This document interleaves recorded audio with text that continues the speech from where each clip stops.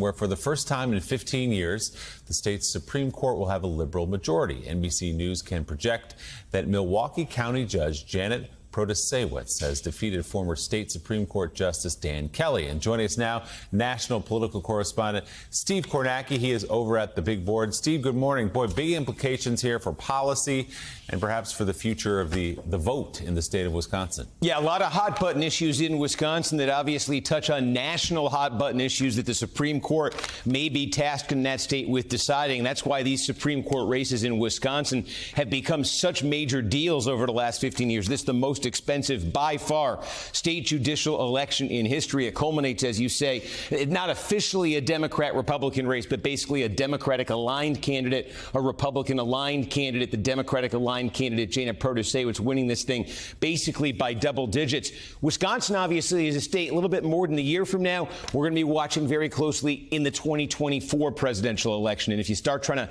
map that out right now, it's hard to find a Republican victory formula in 2024 that does not include winning Wisconsin. So with that in mind, take a look at some of the patterns and trends that stand out from this map last night. One has to do with the suburban counties immediately outside of Milwaukee. They call them the WOW counties. It's Washington, it's Ozaukee, it's Washington. Now, these are still, as you can see on your screen, these are red counties. We've been talking nationally about suburban counties shifting away from the Republican Party, especially the Trump Republican Party. And in two of these three counties, that has been the story. Republicans are still winning them, but take a look at how the trend has been moving against Republicans. By the way, nearly 15% of all the votes statewide come out of these three counties. I'm going to show you Ozaukee County last night. This is, again, traditionally Republican, big suburban county. The Republican-aligned candidate wins it, but that's a margin of about 4.5 points there for Dan Kelly in Ozaukee County. Take a look at how this has moved in recent years. Donald Trump won here by 12 in 2020. Donald Trump won here by 19 in 2016. And if you go back just a decade, Mitt Romney was winning this thing almost 2-1 over Barack Obama. That's the kind of plurality Republicans used to count on out of a county like Ozaukee. They barely carry it in this race last night. It wasn't just there. Waukesha, this by far the biggest of those three WOW counties. I'm talking about, again, 16 points there for Kelly. But just rewind, go back in time a little bit here and see how these numbers have eroded for Republicans. Look at that. Barack Obama barely scraped 30% here in 2012. And again, last night, Kelly winning it. But this is not a traditional Republican victory margin. So those suburbs outside Milwaukee, they continue to move away from the Republican Party. Major problem for the Republican Party in Wisconsin. Another area of concern for Republicans right here. You see these three counties. This is Brown County, Outagamie County. That's where Appleton is. This is Winnebago County, where Oshkosh is. All three of these are counties that Donald Trump actually carried in the 2020 presidential election. And then last night, you could see Protasiewicz, the Democratic-aligned candidate, actually pulled out victories in all of them. And then the final note, the biggest, most liberal, if you combine those things, size and liberalism, I would say the largest combination of size and liberalism in the state is Dane County, University of Wisconsin. It's where Madison is. And Democrats just continue. This is a decade or two story here to squeeze more and more votes out of Dane County. And you look at it last night, Protasiewicz gets nearly 200,000 votes out of this county, 82% of the vote. That is, believe it or not, an improvement of more than 6 points over what Joe Biden got here in 2020. And look at this, 194,000 votes for the Democratic-aligned candidate in Dane. You go to Milwaukee, which almost always produces the most Democratic votes in the state by far.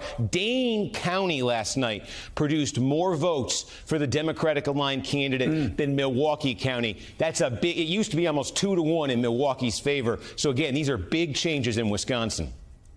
Well, let's bring in somebody who knows so much about Wisconsin. He's a guy I always call on election nights to see how races are going. He's founder of the conservative website, The Bulwark, Charlie Sykes. Charlie, my God, it's what we say every day, right? Republicans behind Donald Trump are losing the suburbs of Atlanta. They're losing the suburbs of Philly. They're losing the suburbs of Milwaukee. And here, it's hard not to look at this race, which everybody knew on both sides. It's one of the most important races in Wisconsin's recent history. and the most expensive, and yet the Republican supported candidate got trounced by 11 points. And Charlie, it just seems the trend lines keep breaking against Trump Republicans. Yes, that result is stunning. I mean, in Wisconsin, everything is close. The elections are decided by about 20,000 votes. This one was decided by nearly 200,000 votes. And Steve's analysis was absolutely brilliant. He put his fingers on all the major trends, including my home county of Ozaukee County. I am speaking to you from Ozaukee County, from the WOW counties.